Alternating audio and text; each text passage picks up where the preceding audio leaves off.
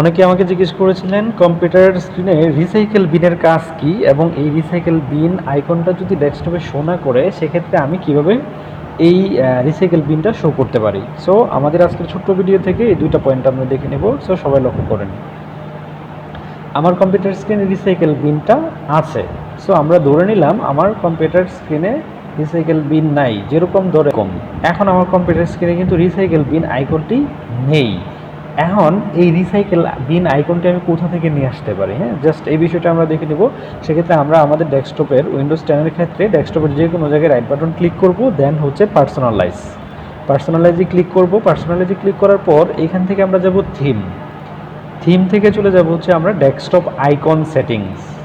এখান থেকে এই যে আমাদের রিসাইকেল বিন আছে, হ্যাঁ, আমরা রিসাইকেল বিনটা ঠিক চিহ্ন দিয়ে দিব, দেন হচ্ছে অ্যাপ্লাই, তারপরে ওকে। এখন আমরা এখান থেকে এটা ক্যান্সেল করে দিব। এই দেখেন আমার রিসাইকেল বিনটা কিন্তু কম্পিউটার স্ক্রিনে চলে আসছে। হ্যাঁ, এখন কথা হচ্ছে এই রিসাইকেল বিনের কাজ কি? রিসাইকেল বিনের কাজ হচ্ছে, রিসাইকেল বিনটা হচ্ছে কম্পিউটারের একটা ডাস্টবিন। আমরা যদি এক কথায় বলি, এটা হচ্ছে একটা ডাস্টবিন, অর্থাৎ আপনার কম্পিউটারের ডিলেটকৃত ফাইলগুলি রিসাইকেল বিনে জমা হয়। যেমন আমি এই একটা ফাইল ক্রিয়েট করলাম, হ্যাঁ, অফিস ফাইল, আমি একটা অফিস ফাইল নামে একটা ফোল্ডার ক্রিয়েট করলাম। হ্যাঁ, কিন্তু ক্রিয়েট করার পর দেখেন এই রিসাইকেল বিনটা কিন্তু এখন ফাঁকা। আমি এটা রাইট বাটন ক্লিক করে ডিলিট করে দিচ্ছি। এই ডিলিট করার পর দেখেন এটা ডিলিট হয়ে এই ডাস্টবিনে কিন্তু জমা হয়ে গেছে।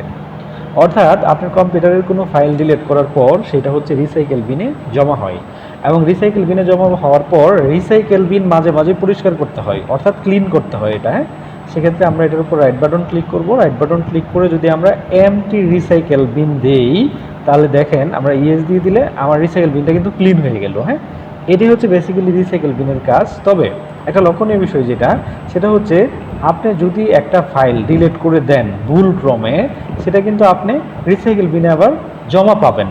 যেমন আপনি চাইলে এটা এখান থেকে আবার ব্যাকও নিয়ে আসতে পারবেন, যতক্ষণ না পর্যন্ত আপনি এমটি রিসাইকেল বিন করবেন।